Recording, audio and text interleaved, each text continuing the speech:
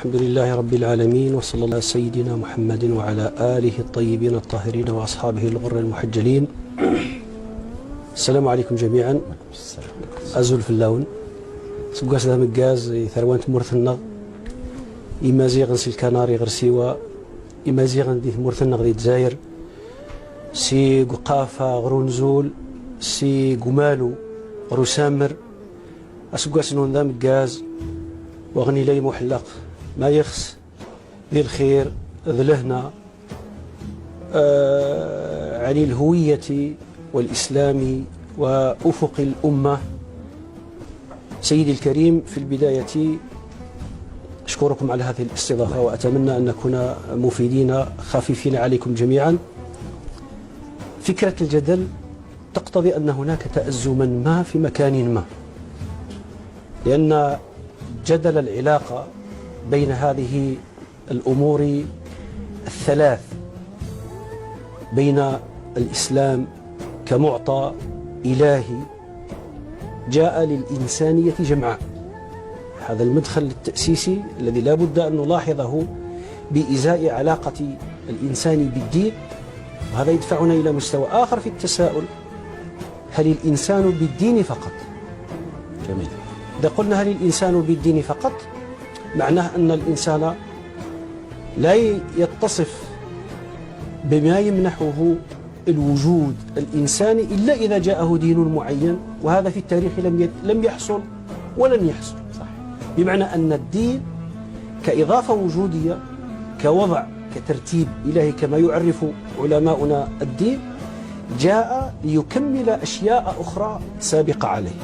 بمعنى أن الانوجاد الإنساني في هذه الحياة هو وجود على مستوى الطبيعي أولا، ثم على مستوى العرفي الاجتماعي ثانيا، ثم على مستوى الدين ثالثا. استسمحك في بعض التفصيل عندما أقول هو وجود على مستوى الطبيعي، بمعنى أن الإنسان ابن بيئة يولد فيها أو ينوجد فيها، وهنا الإنسان لا خيار له في أي بيئة طبيعية أو جغرافية أو في أي أرض سيولد. إنسان ما ولد في أرض ما فوجد نفسه في بيئة ما، هذه البيئة ستنعكس على طبيعة، وهنا تتكون الإثنية ويتكون العرق كرافي الطبيعي أول بالنسبة لشخصية الإنسان أو لما سنصطلح عليه في النهاية بهوية الإنسان. الطبيعة ستؤثر في أعراف الناس، في عادات الناس يلموذن بالأمازيغية، في تقاليد الناس السباير، ستؤثر في عاداتهم وفي تقاليدهم، وبالتالي ستؤثر في وجدانهم الأول الذي سيؤثر حتى على المستوى الثالث في العلاقة. المستوى الثاني العرفي أيضا سيمنح للإنسان اللسان باعتباره الوعاء العام الذي ستستولد منه أشكال وأنماط اللغات الممكنة في تلك البيئة، وبالتالي اللغة هي أقرب إلى الطبيعي منها إلى التاريخ. ثم يأتي الدين، والإسلام من ضمن هذا الدين. عندما جاء الإسلام، وأنا مؤمن دائما بأن الإسلام في النسخة المحمدية هو تتمة وتكملة للإسلام كله في إبان تكونه المتطاول من لدن سيدنا آدم عليه السلام إلى سيدنا محمد صلى الله عليه وسلم. جاء الإسلام. السؤال: هل وجد الأرض خالية فارغة وبالتالي سيعمل الإسلام في كل ما سبق من القطع والبطر، أم أنه وجد مادة بشرية عرفية تاريخية بها سيعمل وسينتقل إلى مستويات تاريخية متطاولة متعالية تبدأ عند الطبيعي العرفي اللغوي، تبدأ عنده لكنها لا تتوقف عنده، وهنا يتكون الجدل الذاتي التاريخي بين قوسين، وأضع خطا بأي لون نريد تحت كلمة نتصالح. الهروب إلى الأمام يحل لك مشكلات آنية، لكنه يورث لك تأزمات، ويركب بعض لا يمكن أن نصطلح عليه بالقنابل ليس الموقوت التي ستتفجر عاجلا أم آجلا. جميل أن ينظر المرء خلفه إلى تاريخه كله، لكن مشكلة أن نقرأ هذا التاريخ بعين واحدة.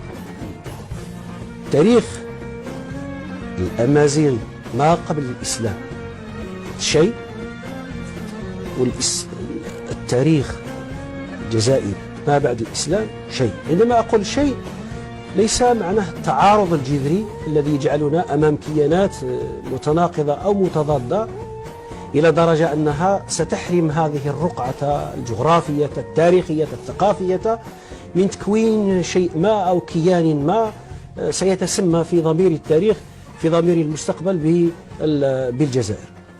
مر علينا الفينيقيون، مر علينا الإغريق، الرومان، الوينضال، البيزنطيون، ثم جاءنا العرب. هذه الأطياف التاريخية التي مرت على هذه الأرض لكل اندباجاته العقائدية، الدينية، الثقافية، السياسية، لكل رهاناته. الجميل في المسألة كلها أن أهل هذه الأرض تعاطوا مع هذه الأطياف تعاطيا صلبا. هناك سر عجيب في أمة يمر عليها هؤلاء جميعا ولا تمحي. جميل. لا نزال إلى اليوم نتذكر آباءنا وتاريخنا وذكرانا. أمنزو سقواس أمزوار النار ليس البارحة، ورثناه كابرا عن كابر بشكل سلس طبيعي، لكن حان الوقت لكي يتحول هذا الأمر إلى نوع من التبني الشجاع. التبني الشجاع لكي يستحيل إلى نوع من الموقف العام الذي سيمنح للجزائريين نوع من فرصة التسالم الذاتي بين أطياف هذا المجتمع. وربما لا أقول لأول مرة، ولكن ربما أتيحت لنا فرصة بهذا القرار أن يستمع بعضنا إلى البعض الآخر، فنكتشف بأن هذه الجزائر فعلا كبيرة كبيرة جدا، جزائر متنوعة، جزائر ثرية. 14 طيف أمازيغي في الجزائر لوحدها، 14 طيف. وعندما أقول 14 طيف، الأطياف لون، الأطياف تكون لون، لكن في النهاية ستعطيني فسحة لي جزائر واحدة. فقط أعلق على الشيخ الفاضل فيما يختص بالقديس أغسطين والقديس دوناتيوس والقديس أريوس. هي إشكالية وقعت في التاريخ بين آباء الكنيسة التاريخية المسيحية. الجزائر كان ربما من فرصتها التاريخية أن تكون هاتان الشخصيتان المؤثرتان في التاريخ المسيحي من هذه الأرض. شيء عجيب وشيء جميل جدا. أغسطين الذي بدأ وثنيا ثم انتقل إلى المانوية، ثم اختار المسيحية التي كانت هي ديانة أمه على خلاف أبيه. أغسطين لم يكن مواليا للرومان، أغسطين كان مواليا للكنيسة المسيحية التي ستتشكل وتكون البصمة الأغسطينية هي البصمة الأم إلى تاريخ الناس هذا، إلى يوم الناس هذا. بصمة أغسطين بالنسبة للديانة المسيحية بصمة جذرية، بمعنى أن موالاته لم تكن للرومان باعتبار الإمبراطورية الرومانية التي كانت تضاد المكون الأمازيغي في البلد أبدا، بمقدار ما كانت إنسان ينافع عن دينه كما نحن الآن كمسلمين سندافع عن ديننا بطريقة أو بأخرى. دوناتيوس الموحد أيضا هو أمازيغي ابن هذه الأرض لظروف سياسية معينة من منطقة بغاي. منطقة بغاي نعم، وناس الصفاء عندهم نادر، يعني صفاء تام. فدوناتيوس عندما قاومه أغسطين تتعلق المسألة بمنظورية أو منظورية عقائدية ليس إلا. أما مسألة الحسم للولاء للبلد تحصيل حاصل لا نقاش فيها. وعندما تولى القديس أغسطين رئاسة الكنيسة البونية، وهي مدينة أمازيغية قرطاجية فينيقية رومانية معنى هذا أن هذا البلد كان منتدى ثقافات منتدى حضارات. الجميل في المسألة كلها كيف لهؤلاء البشر اندرست الهيروغليفية والفرعونية، اندرست الفينيقية تكاد. كثير من الحضارات فقدت لسانها، فقدت هويتها، فقدت لغتها، إلا أن هؤلاء القوم لا يزالون ونحن في سنة 2968، يعني 2968 أكبر حتى من 2018. صح. دليل على أن طينة إنسان هذه المنطقة له خصوصية لافتة. الإسلام لا يجب أيوة إلا الصفات السلبية في أي ظاهرة إنسانية. ترد على الإسلام يجب ما قبله. الإسلام يجب ما قبله من جاهليات. وعندما أقول من جاهليات أطرح سؤالا عميقا: هل الجاهلية ظاهرة معممة بحيث تشمل الإنسانية كلها، أم أن الجاهلية ظاهرة اختصت ببعض المجتمعات دون غيرها؟ مجتمعات كانت فيها الكتابة نادرة، مجتمعات الكتابة فيها تحصيل حاصل، مجتمعات لم تكن فيها المعرفة منتشرة، أكاديميات وجامعات المعرفة كانت منتشرة إلى درجة أن فلاسفة وأدباء أقدم موسوعة في علوم الفلاحة كتبت على هذه الأرض. صحيح. وموجودة إلى الآن مخطوطها في إيطاليا في الفاتيكان، موجودة النسخة الأصلية التي ألفت. عن أي جاهلية سيجب الإسلام؟